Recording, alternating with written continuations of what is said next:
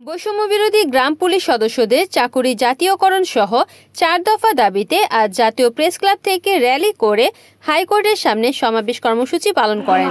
আমার বয়স ছিল ১৭। সবগুলো ডকুমেন্ট আদালতে উপস্থিত করা হয়।